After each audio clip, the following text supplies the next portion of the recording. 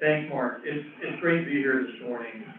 Again, I'm Bill Deichler, former CIO for a couple of family offices. I'm also an active trustee of the Public Pension Plan, and currently working with a private credit firm as well as my day job.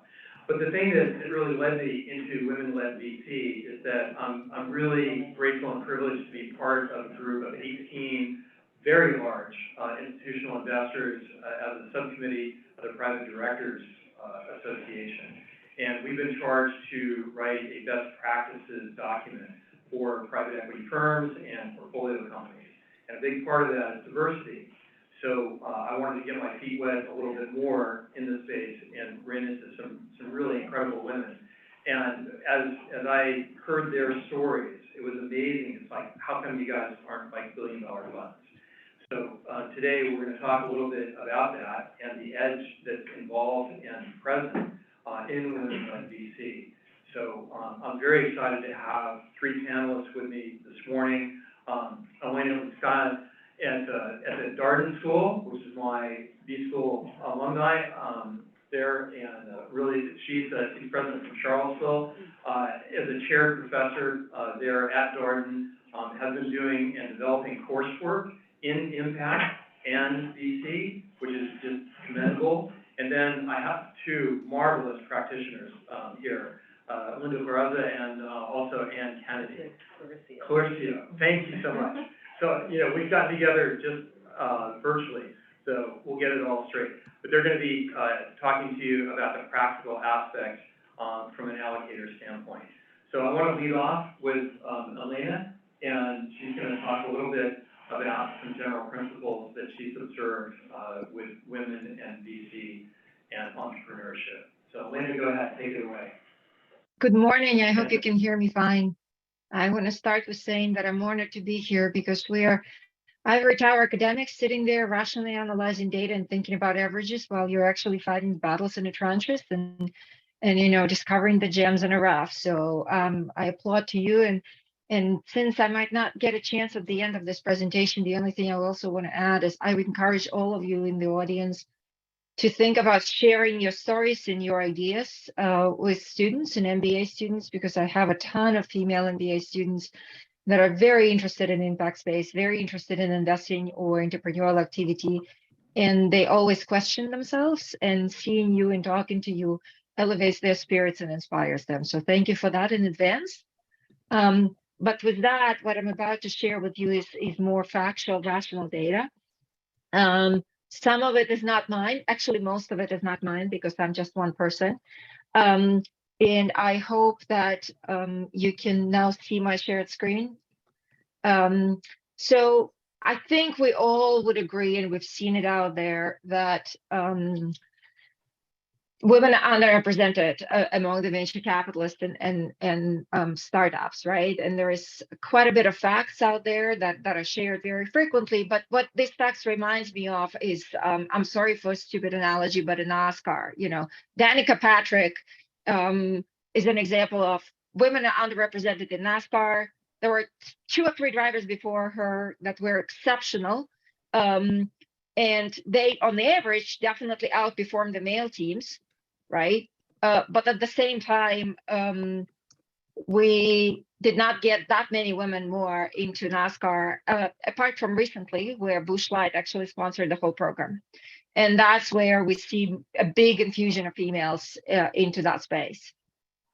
So now we can debate to the moon and back and till the cows come home, whether it's the right thing to do, not to invite more women into NASCAR or not. But there are probably some rational and irrational factors that prevent women to become more prominent venture capitalists and more prominent entrepreneurs. So what does the actual data say? Now it's just this kind of a surface data that goes from just few observations out there, like a case of NASCAR. It's actually that there is definitely bias in the industry against women entrepreneurs and female investors. So we definitely know, and I'm happy to share the slides, happy to share specific papers and specific data. I'm not throwing too many numbers out there, just not to bore you, just right. What we do know in a peer match data is that definitely male investors kind of ignore quite a few good startups that are founded by female entrepreneurs. Interestingly enough, male and female investors, it doesn't matter. They all agree on the prospects of startups that have a mixed team of founders. But male investors underinvest into the female startups. They only invest into the most kind of promising ones, the best ones in the field. And not surprisingly, those female-led portfolio companies in a male venture capitalist portfolios outperform, right? Female investors don't seem to discriminate, but male investors do. Yet this underinvestment into female startups and the 63% underinvestment, which on the aggregate looks bigger, only about 1/3 of it, based on data, can be attributed to some kind of gender preferences and gender bias. Most of this gap is actually attributed to the fact that today there were much fewer female-led startups, so there is a much smaller set of startups that is out there. And interestingly enough, females, again, based on statistical data, are actually less aggressive in pitching their ideas. They're much more risk averse. They pursue much less riskier opportunities, and they're not as aggressive pitching the growth prospects of the startup. So we're not talking about outcomes, we're talking about perceptions here. So if you move away from the venture space and if you move into this peer match data outside of the venture space, what that actually suggests is that we do need more female venture capitalists, and we do need more kind of female in the VC space and entrepreneurship space. For one, we know that any kind of gender and cultural ties, and there is a ton of statistical evidence on that, a ton of data on that, actually is the screening process. If you think about venture capitalists choosing portfolio companies, that's the screening process. You screen for the right startups. And interestingly enough, if the investor and investee are sharing a lot of gender ties or cultural ties, the ultimate investment is actually better. So what we see is that we definitely see in loan rates, lower defaults. We also see better compensation for the investors. And from a perspective of psychology literature, what we also see is that in a venture space, female founders prefer female venture capitalists because they can understand the founders better. There is that cultural tie that allows them to communicate better and understand each other better. And as a result, there is plenty of anecdotal evidence, and I'm going to classify that as anecdotal, where female founders actually are willing to give better terms to female venture capitalists, just because you can have a much better connection with a startup. So we do need more startups that are founded by women, because despite the fact that women are risk averse, they're much more nurturing, they're much more thoughtful, and that it shows in better performance of the companies and better innovation at companies that are actually led by females. So that being said, we do need to think about the fact that there is, again, a ton of data and a ton of evidence that women are kind of more likely to be dismissed. So you can think about either in the VC setting, goes back to the male investors being biased against the female-led startups, or in any other settings, but we're kind of much easier for the male audience to dismiss our ideas and our thoughts. So that's just data, right? What all this data actually tells me is that female-led startups are underfunded, they are underappreciated, and very frequently ignored by the market. So there is definitely a tremendous attractive growth potential and a tremendous attractive opportunities out there among the entrepreneurs and among the companies that are led by female founders. And female investors are very likely to be much better positioned to identify those startups, just because they can connect better with the founders, they can communicate better, they can understand the prospects of the startup better. And female kind of this nurturing nature and risk aversion, on average, is very likely to positively contribute to the development of those startups. So again, anecdotal evidence shows that female VCs are much more involved in helping startups prosper. That being said, oops, excuse me, there are a few words of caution. So as the any financial intermediaries and any investors are deploying more and more capital towards the female-led VCs or towards female-led startups, right? We're deeper into the market, and hence the quality of the startups, the marginal startups will be lower. So where do we stop? Like where is that point of where we're going to hurt ourselves and shoot ourselves in the foot? The other word of caution is that all the research out there in variety of studies across all schools says that the diverse teams are still better, that male-only teams or female-only teams. They invest on average in better startups. And diversity matters among the founders as well. So in any setting, a more diversely run firm actually is better off. And more recently, there is actually evidence on the reputational impacts for startups. The startups that enjoy kind of this gender homophily, so-called in academia, in the VC investing, meaning there is a reputational hit that female-founded startups might carry if they receive their first round of funding from female-led VCs. Because there is a perception of the market that it's not venture investing, it's venture philanthropy. It's more impact-oriented rather than return-oriented. Goes back to the first speaker of the day today. That is something to be very cautious about. With that, there is this great project out there. I don't know if you're familiar with it, the Diana project. So my work is mostly, I work with data, I work with actual numbers and rates of investment and rates of return.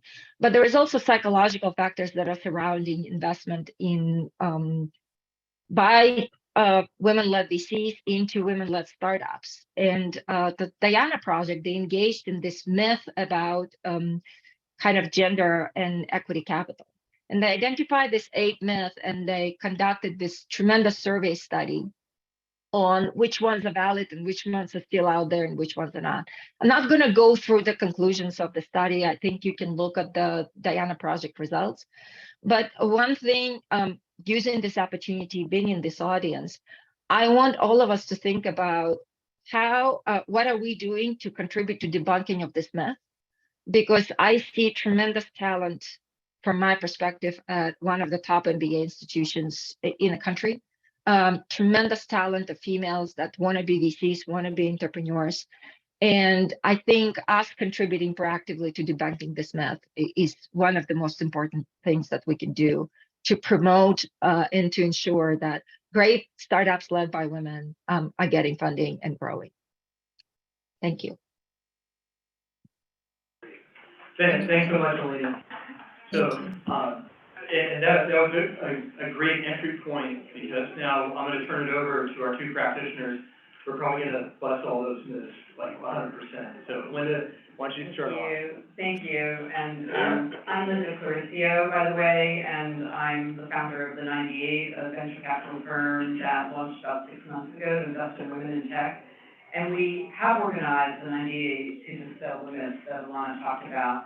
I'm just going to really speak very briefly. First, let me introduce myself. This is the first time I've spoken to this group. I'm a longtime leader in digital media and technology. I ran the corporate investing group at AOL, a 25-person group, about 20 years ago that did breakthrough investments in companies like Google and Amazon. So I'm an experienced investor. I then spent many years as an operating executive, as president and CEO of several companies in the digital media and ad technology space, including advertising.com, and most recently, I was the president of Nielsen's $3 billion data business. And I also am very active at inspiring women in tech at the early stages. I've been on the board for a long time with the engineering school at Princeton University, which is really committed to bringing diversity in tech. But I want to tell you about, the data that inspired me to launch the 98 and why I think investing in women in tech is a good business. And some of this data Alana has already showed, but I just have like 3 slides that we can go through super quickly. Are those slides up, by the way? And that's what we'll share. We had to take some performance. Okay. Stuff off. No worries. And that's it. Can you do that? If not, I can just There you go. do it. those are Anne's That's, slides. these are mine. Can you go Oh, back they're the to, opposite. hers? The wrong slide. Oh, that's No. mine. No. the other slide. Wrong deck. Go ahead and show. Yeah, I mean, so first is the 2%, and that's actually why my fund is called the 98, and Alana spoke about this as well. Women founders, receive less than 2% of venture capital dollars. Those are women founders in the US. And that number shockingly hasn't changed for over a decade. It actually went down in 2022 to below 2%. And what it really means is that women founders are effectively shut out of the capital market, given, because, you know, that number, there's no relation to the number of women that are starting businesses. So that's sort of the first point, and I don't know where my slides are, but that, you know, I had a graph sort of which showed that. The slides aren't gonna come up? Did you send them to me? I sent them to you, Bill. Would have come from Bill. Okay. Would have come from Bill, Vanessa. Keep going, sorry. All right, it's okay. So my other data point is really, there is considerable data out there that investments in women-led businesses actually outperform. And this is the holy grail to find that data.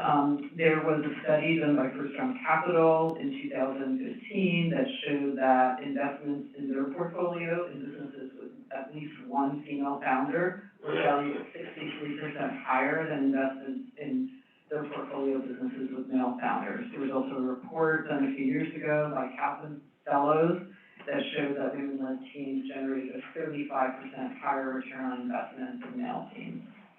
PitchBook recently published some data that they've been tracking for a decade now that shows that businesses founded by women actually exit sooner than the market average. Lastly, there's considerable data out there on the investing side that VC firms with female investing partners outperform. Oh, there are my slides. Outperform. I'm actually on my last slide already. That VCs with female investing partners. You can always go back. Okay, so that's my 2% slide, which shows you the bottom, the bottom in green, just how, sad the situation has been for female founders for over a decade. If you go to the next slide. That chart is showing the First Round Capital report that I talked about, showing the 63%, higher valuation, for female-led businesses. The next slide is the PitchBook data I was talking about, which tracks that, businesses founded by women exit sooner. And my last slide is really about the investing side in female VCs. And there's considerable data here that VC firms with female investing partners outperform. As you know, there are not many female investing partners in VC firms. It has gone up a little bit. In 2022, it went up to 16%. Had been 15% in 2021. It was more around 12% a few years back. So it is getting better, but women VCs are still in a minority. And there's considerable research, very prominent research that shows that female investing partners actually outperform. There was a Harvard study, which my second bullet point a few years ago, that found that VCs that increased their proportion of female investing partners saw a 1.5% improvement in returns and a 10% increase in profitable exits. There's also PitchBook and AllRaise data that shows that almost 70% of VCs that had women investing partners scored in the top quartile. So we see in all this data an opportunity, frankly, to make significant returns by investing in women. And that's why we started the 98, and we have three theses. One is that women are an undervalued asset class that presents significant opportunities for returns. That's evident in the data we just showed. Second, we're really focused on tech. Tech has tended to deliver higher returns than consumer, and we see more and more women, the pipeline of women growing in tech is women that are starting businesses, where data, technology, software is a core underlying part of the value proposition. We're seeing this at Princeton, where our engineering school is now one of the most diverse engineering schools in the country, and what is that leading to? Pipeline of women in tech. The third point of our value proposition is that it takes more than capital. that it takes investors that provide operating expertise in addition to capital, will positively influence returns.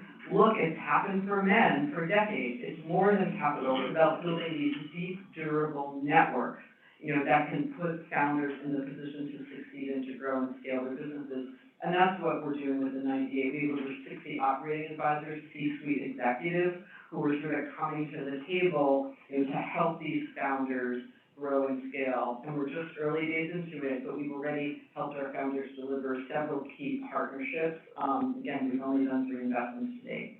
So I will set up, the 98, again, our goal is to change the face of the venture capital world and the technology world by creating an ecosystem that provides capital as well as deep operating expertise to women in tech. We want to change this horrible data about the venture capital equity gap.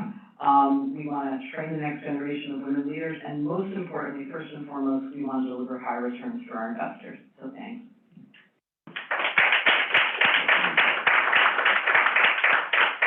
She said everything. And I want to thank you, Mark, for bringing the women. Ben Franklin went to the First Continental Congress. He took some Seneca Deans with him, and they walked through and they said, "Where are the women?" So thank you, Mark. Really? Yeah, Oh my that's God. what they said. Where are the women? Because the women were sages and seers in the Seneca Nation. Anyway, everything that Linda just said. Oh, I'm Ann Kennedy. I'm co-founder and co-managing partner of managing director of Masters Fund. My co-founder is Julian Music. We started working together. We're in our 10th year. The first 7, we were angel investors, and we had a lot of consulting. We thought this would be a nice thing to do for, our legacy careers as we age and think, okay, someday maybe we'll you know that word, yeah. Anyway, and 2 things became apparent. First, everything that Linda has said, and Alana, about women and access to capital is true, dispiriting, and discouraging, and infuriating. And we came into this somewhere around, I think it was really 2016, when we said, not on our watch. We are going to make a change. Okay, that's the first thing. The change was needed, desperately needed. And by the way, there's one more statistic that you didn't bring up. You probably know it, and neither did Alana, that if it's a mixed team, men and women leadership team, then the ratio of funding goes up a bit, maybe like 14% or something like that. If the woman is the CEO in that team, it's right back down to 2% and under, which is like, please. So, the second thing we noticed was that there was a sort of a cliff that all of the companies that we were trying to nurture along in our angel portfolio were falling off where they couldn't get past the early seed stage to prepare for their Series A. They couldn't get the necessary scale going. And by the way, the women in Series A that they're only getting 2% of, when companies go for Series B and Series C, it's pretty much equitable. No, it's pretty much equitable. We found, it's like even Steven, because then it's about the numbers, and I'm going to show you some numbers. And that's not the right slide. If you can go back to my second slide, that'd be great. Thank you. So we figured, okay, what can we do about this? And we took a long look at venture capital, the way it's operated for 74 years. And by the way, do you know, in all that time, we just got to our 1,000th unicorn a year ago in 74 years. So unicorns are rare. Secondly, did you also know that in 2019, the Center for American Entrepreneurship reported that fewer than 4% of all venture-backed companies have an exit? Now, what does that mean to an investor? Fewer than 4% ever pay anything back to the investors, okay?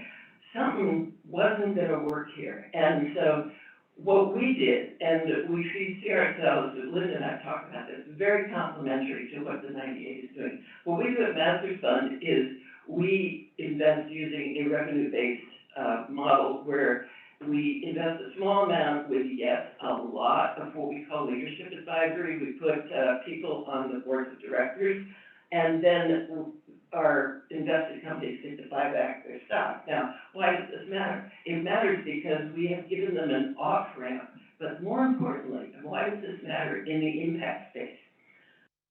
We do look at valuation, but more than valuation, we are building profitable companies that will thrive and survive. And isn't that what we all want? In climate tech, in regenerative agriculture, in education and health tech, that's what we want, is we want companies that are going to thrive and survive. So that's what we focus on. So, can you back up my slides, because, There's only one slide we're able to show, the second. oh, what's wrong with all the women on it? I don't know the details, but. Okay, But maybe it was, that was compliant our, people, we've been censored. okay, well, you know what, I I was- got it on paper. Because I come from, the analog world, and I can tell you. And I'm looking at, you see that smile, it's FINRA, all right? Just to know, It's okay. I'm with a broker-dealer, and that's a good thing, actually. I actually thought it was maybe the Moneyball you were gonna kick out. No. Here's why we call it Moneyball. How many people that have seen the movie or read the book Moneyball? You know what I'm talking about? Okay, great. We are investing, we're going to invest in 100 companies, and we're going to nurture them along, and we know that out of that, tracking their data, just like Peter Brand in Moneyball, we are going to be able to, come out with, the investments that will go on to Linda's fund and become unicorns.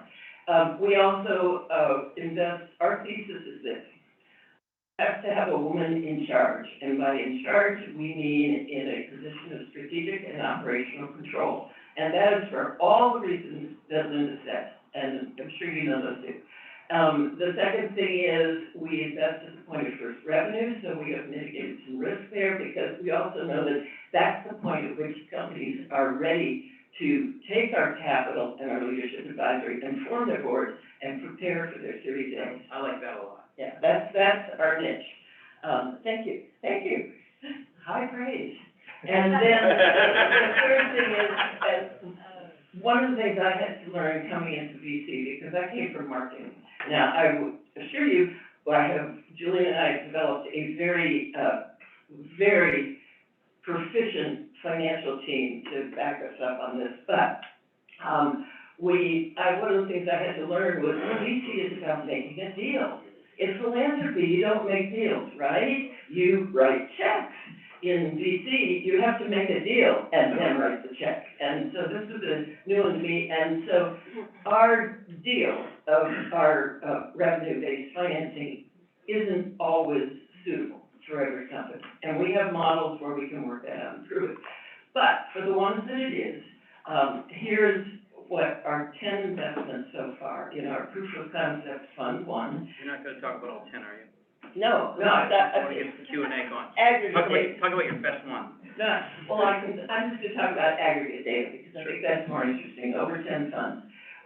We have, 10 investments, the female founders, 100%, persons of color, 38%, we have 3 male co-founders in the team, and so far, those 10 companies, which are all early stage, have created, 22 new jobs. Now, here's the performance data, and this is aggregate. I can't do individual. No performance data. I can't talk about that?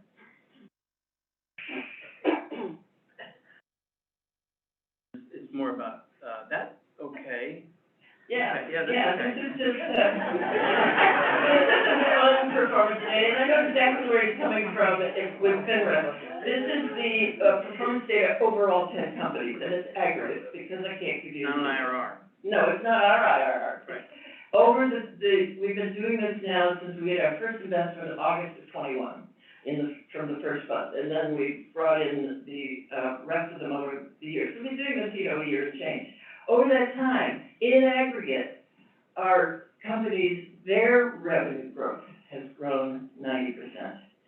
And furthermore, every one of them has to raise more money, so how many of them have been successful at that? And let's pause for a minute and think about the last 2 years for fundraising for anybody, but for women, it's been even harder. 38% of our companies, our 10 companies, have succeeded in raising additional capital.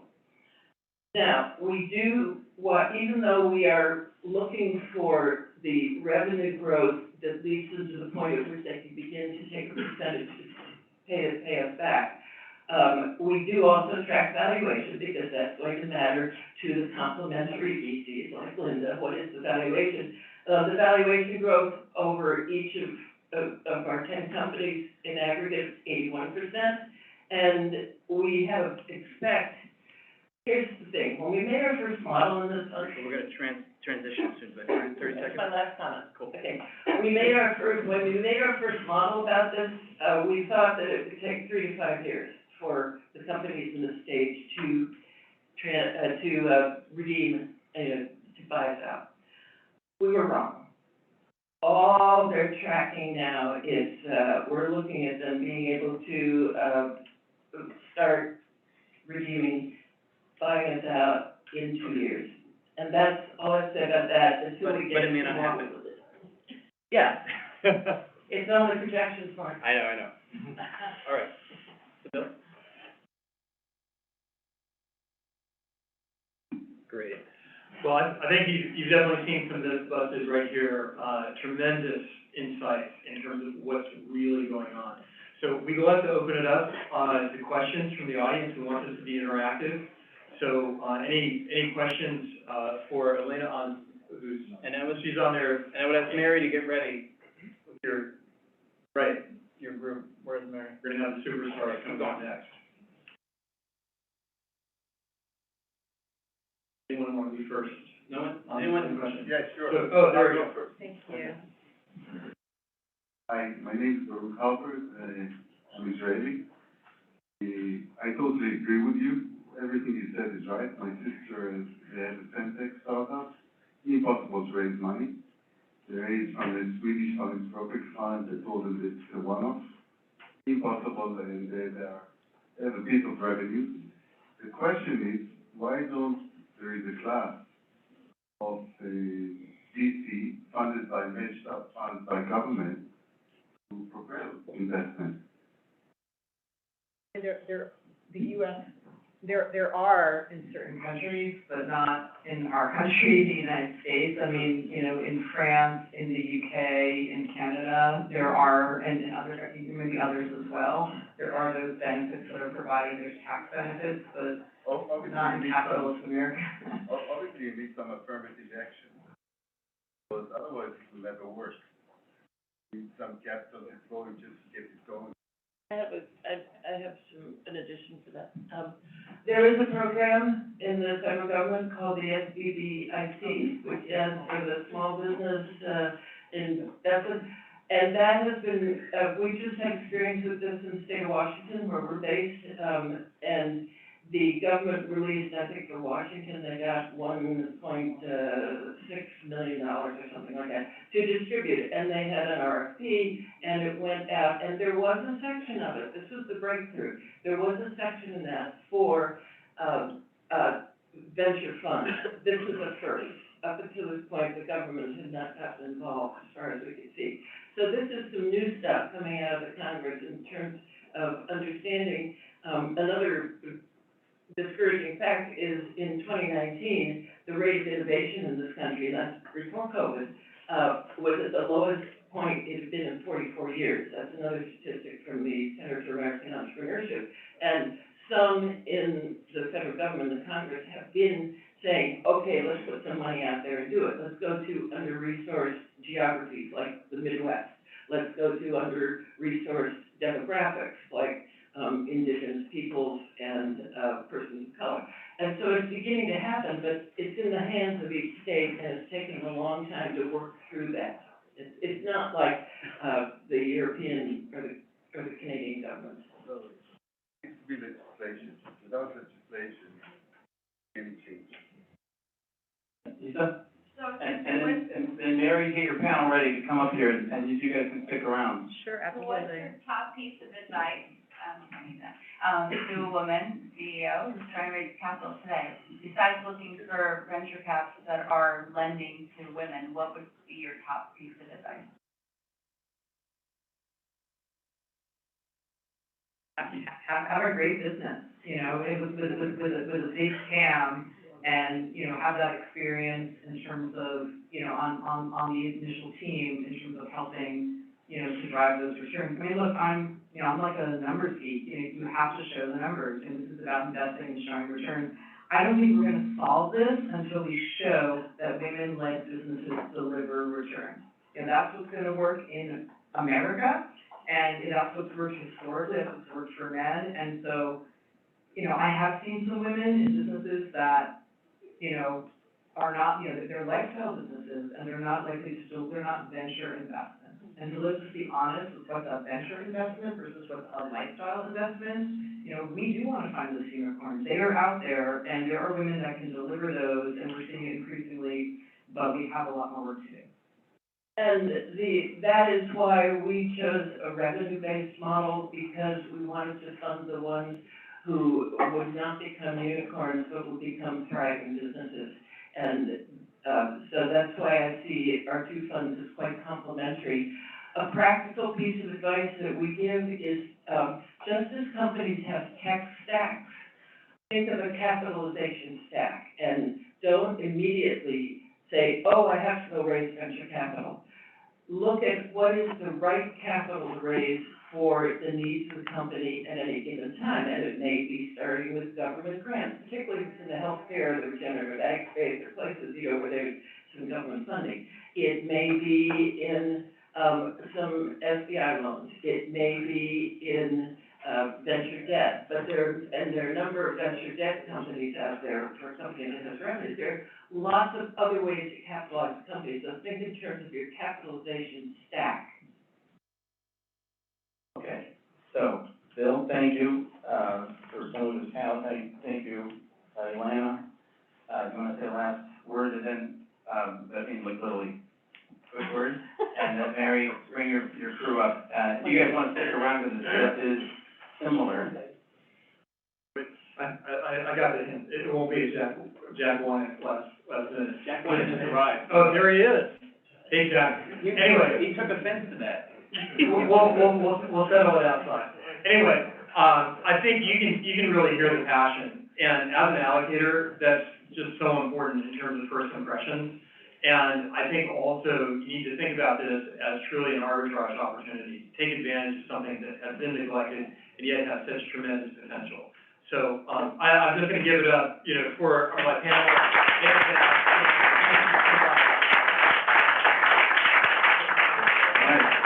Mary D'Souza. Thanks, Bill, for setting this up.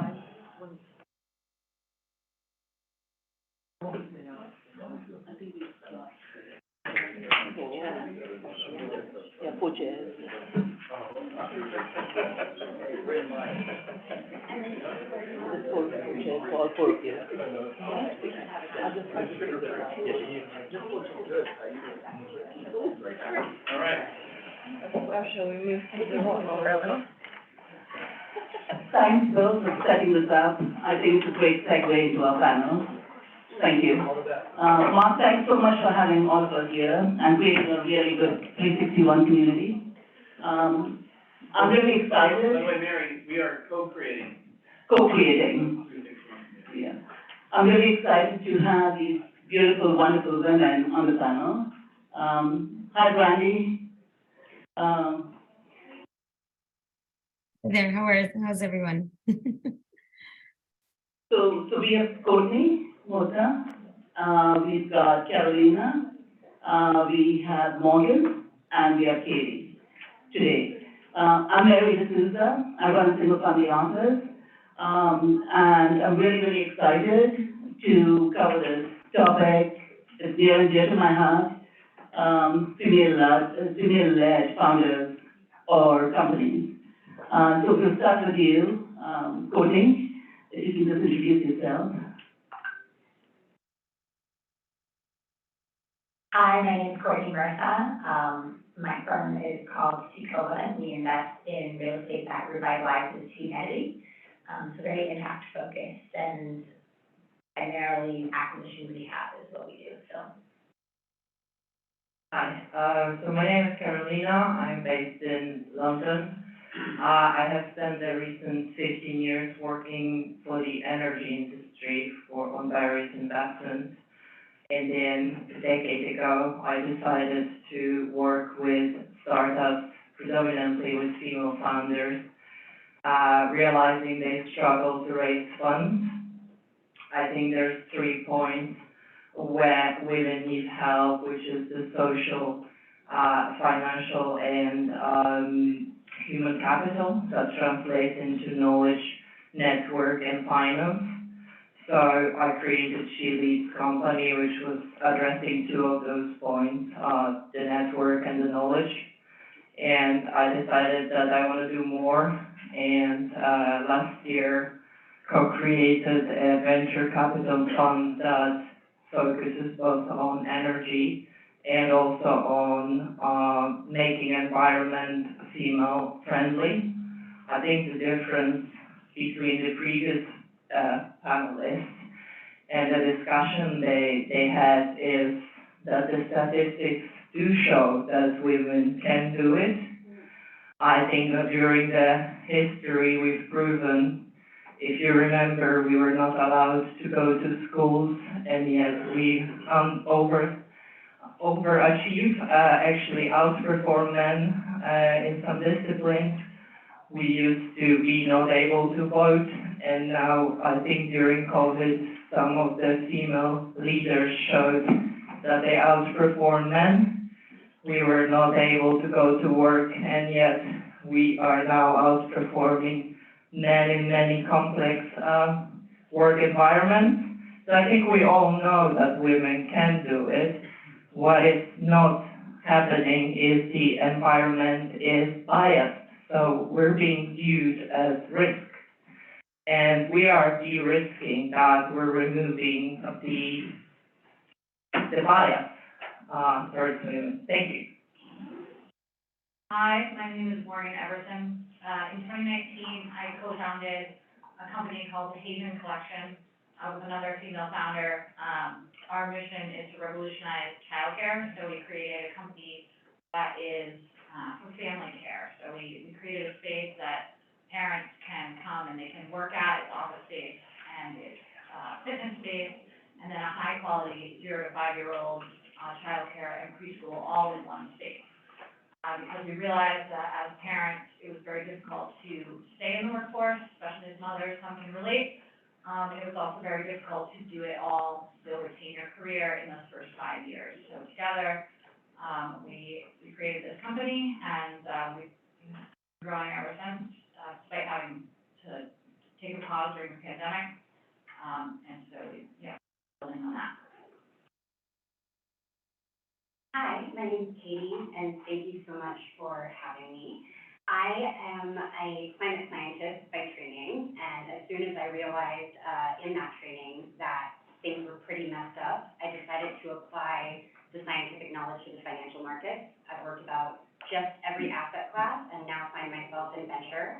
I am a part of a firm called Regeneration VC, 2 female founders and 2 male founders, so we are integrated, as you would see, and we have many great conversations about all of the topics that we just discussed and have heard about. And for us, it's really about how do we transform consumer markets and invest in early stage innovation that affects the population, and the majority of which happen to be women that are consumers. 85% of purchasing power in the United States is held by women, and over 50% of the population, right? So we are working at how do we eliminate waste and pollution and toxics from some of the critical materials that we consume every day, and how do we also ensure that when we invest in companies, especially at the earliest stages, they are reflective of the population that will be consuming those materials. Thanks, Katie. Brandy, do you want to introduce yourself really quickly? Yes. My name is Brandy Kolaski. Thank you so much for having me and for Maren inviting me. And I'm here in Miami, Florida. I'm raising a $2 billion fund for women-led, minority-led companies ranging from tech, clean tech, green tech, all the way to crypto. So that's why I'm here, because I'm getting ready to launch it. And at all of the data points that everyone is sharing, and it's all well aware and known now through all the media that's been sharing it so graciously. So I think now the next step is how do we make more impact on doing that? And by having these panels is one way to definitely start that. And I'm excited to move forward. So I started Sacral Capital 7 months ago because my goal in life is to invest my personal money into projects that are cleaning our airs, oceans, forests, and inventions and people that are doing that, and wanting to use my own money so that I don't have to wait for a 5-year or 10-year return. I can just sit on it and let it do its work without having to worry about it. I want to leave the planet better than I found it. But for right now, I'm not able to do that. Launching my own firm was the way to go. And I'm very excited to be here and to continue this mission with all of you ladies and everyone else out there. Thanks, Brandy. Sounds like Vision Capital. That's great. So Courtney, tell us a little bit more about what you guys do. Tell us a little bit more about how, as a female, you've been navigating this industry. Yeah. So I actually started my career as, scaling out we started it from the ground up when I was 21. In 5 years, we built a $12 billion asset management firm. And so I specialized in structured products and liquid alts, and it was a really wild, I was not only the only female in the room, but the only person under 45 in the room. So it gave me an incredible experience of being the odd duck. And also just how limited, if you have one gender and class of people investing, how limited that is in closing off the opportunities. And I ran product development there, and one of the reasons why we did so well is just because I entertained a lot of diverse teams. And so we had 65 products, and a lot of those were female-led founders. A lot of them were just alternative strategies that, democratized access was a really big thing at this time. I was part of the team that lobbied for the Jobs Act in Dodd-Frank, and I learned a lot about that. And then I ended up building a fintech company actually called The Matriarchy. Oh, nice. To back female founders, which was my first jump into entrepreneurship. It was a wild ride, but we ended up investing $1 million into 18 female founders. And actually all 18 of those companies are alive today. And I think it's just, and this was in 2018. So, lots of big teams there. That's amazing. I know, but it was a huge learning curve. It put me in the venture space, and then, because I had been in this really prominent masculine industry, I was working a million hours, and I totally burned myself out. And so I ended up moving to winding my business down, moving to Miami, and I had to focus on my mental health, and I ended up in the garden. And it was such a prolific experience for me to be around plants, because it was kind of like this awakening moment where I was just guys, literally every single answer is here in nature. And I had been so female focused that I really started to look more at balanced teams. And, after the garden, 2020 came, and I was okay, maybe it's time to go back into private equity, And that's when I met my business partner, Sam. It was kind of my life journey was exploring liquid alts, democratized access, investing in females, and where that landed me was in a garden, just looking at basic natural patterns.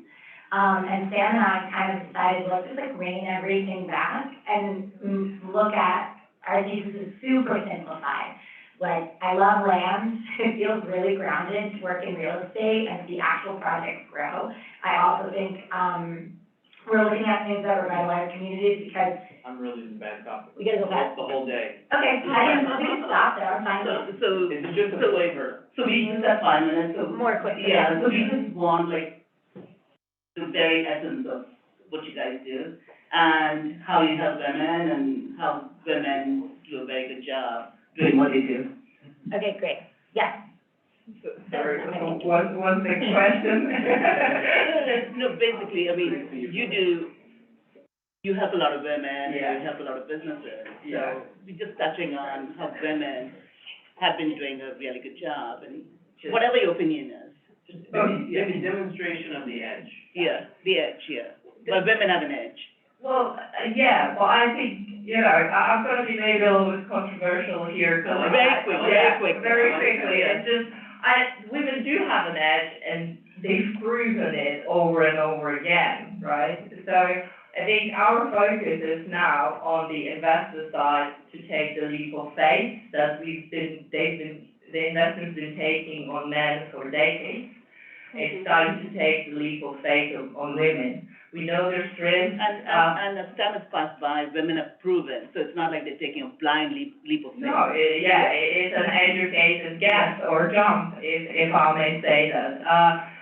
The unfortunate truth, and I think statistic that hasn't been mentioned, is that 80% of funds have never hired a female, nor they have ever invested in a female-led startup, and therefore they view it as risky. So, the educational stuff is very important, but we could see that the line's been flat for years and years. So it's time to take the leap of faith, and that's one message I wanted to share today, that would be it. I just wanted to take a quick poll. How many out there of you are parents? Raise your hands. Oh, wow. A lot of parents out there, right? And so, a lot of moms on one side of the couple, and I just wanted to talk to that edge for a second.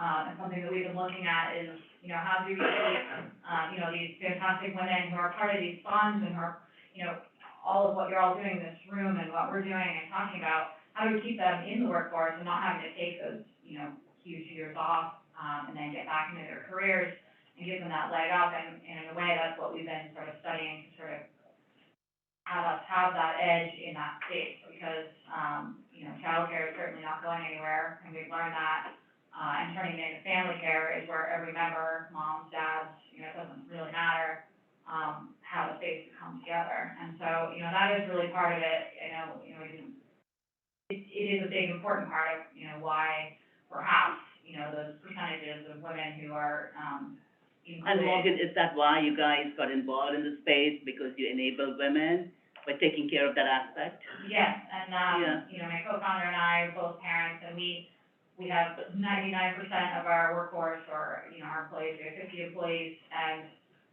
as I say, I think we have one part-time male teacher.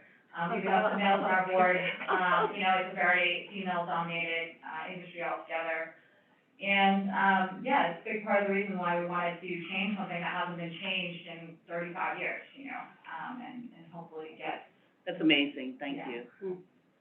Katie, if you can touch on that, and also just a tiny bit of all the exciting things you're doing in climate and innovation. Yeah, thank you. There's definitely a strong female presence, and I actually don't tend to. With two co-founders, I was right? gonna say, and just across the board, and I really love, your question of how many folks in the room are parents, because it's not just a female thing, it's, for many parts of it that are, but there's certainly, at least our two co-founders, they're both dads, they have beautiful children, we have a family environment within our VC firm where we recognize and honor and appreciate, each gender, and that helps us, I believe, have the company culture of being able to make decisions that aren't just based on, On gender. forward-thinking, Yeah. myopic, short-term thinking. It's how do we build something for the long term? How do we invest in companies for the long term, and think about how founders are going through particular circumstances? If it is a female-founded or led company, how do we ensure that they have the resources they need as VC, not just our check, but the resources that if they are going to take maternity leave or hire new people, are we there for them to help scout for the new talent? So I think that there is a holistic approach here, and it's just, the wave of bringing that into VC is going to be beautiful, and it's happening. So I want to focus on that. And then in terms of our funds, touching a bit on the women's side or female side, but we really have an edge in the sense that we see, the world right now, specifically with consumers, as this linear economy, right? Where we're taking resources, we're making products, and then we're wasting them. Over 90% of everything we touch, including that in this room, will end up in a landfill or a natural system. That affects all of our health, particularly women. And women do end up giving life to the next generation, right? So this is something that we're seeing in perpetuity, and we are trying to invest, and we are investing in the solutions that break that pattern and extend product lifelines, put resources to work that are bio-based, that are actually coming from natural systems and can degrade into natural systems, and that are healthier for people on the planet. That both addresses climate change, to your point, but it also addresses health. And we're coming out of somewhat a very large health crisis, and we need to be investing in the products, services, and technologies that are going to elongate our health and make it so that we have this longevity. And that's where venture capital also needs to play a role outside of short-term thinking, and like I said, myopic quarterly, into this long-term growth that's going to create value beyond the valuations that we're seeing of today. Thanks, Katie. Randy, if you can quickly touch on Civil Edge. Thank you. Yes, of course.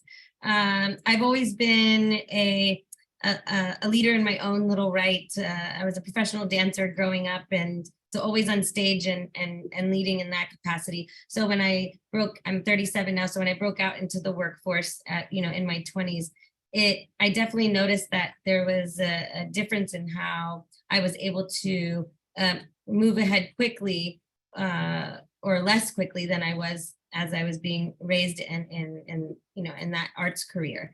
And so once I realized that I had to push a little harder, but in a different way, and I knew the way I was doing it was with compassion and honesty, that wasn't really the forefront in how men lead. And I'm not some ultra feminist either. I believe we both need each other. We all wouldn't be here if it wasn't. So, different reports and research out there that states that honesty, intelligence, compassion, innovation, it's ranking higher in women in their choices. Also biologically, I'm going to go the science route because we've all been talking about hard factual data. What? You're running out of time. So in 10 words or less, what excites you about being a woman and what you're going to do for other women? Can you do that in 10 words or less? Very quickly. Can you run it or less? Can you ask a different question? What excites you? Start with Brandy. Brandy, quick. Yeah. 10 words. Just your last thought, but they have to be very, very short. Last thought. 10 words. Last thought. I didn't hear the question. What did leave the audience with? I don't think she can hear you. With all the cacophony. Can you hear me? Your last thought. Now I What you can. want? Yeah. Very quick, because we're running out of time. It's unfair. No, it's okay. I didn't hear the question. I'm sorry. Everyone was laughing or something. We'll come back to you. We'll come back to you. So, Courtney. It's a lot of words already. Keep going. The last thought, 10 words or less. Yeah. Because Okay, so we're actively placing senior female leadership on the teams we're investing in. Right. And women, biologically, investment-wise, everything-wise, are amplifiers. So if you want to amplify anything you're doing for the better, just add some women. That's perfect. Thank you.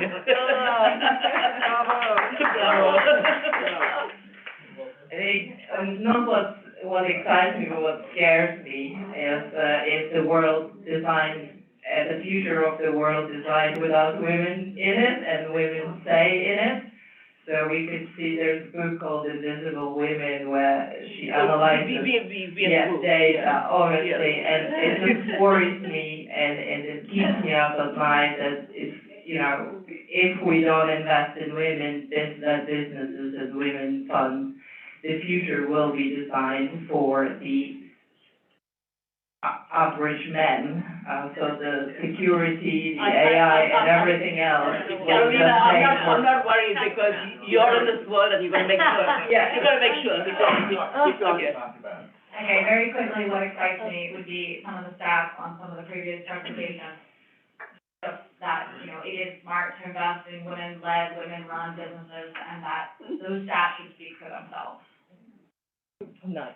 Yeah, and I would say of the 30 to 50 roughly trillion that is passing into the next generation's hands, the majority of that will pass into the hands of women, and gals. That's And a we- really And we are good plan, building yeah. the businesses already, we're building the investment funds already. We need to work together. It can't just be one or the other, it has to be integrated. And on that positive thought, Yes. we end the session. Thank you so much. Come join our 361 Firm community of investors and thought leaders. We have a lot of events created by the community as we collaborate on investments and philanthropic interests. Join us.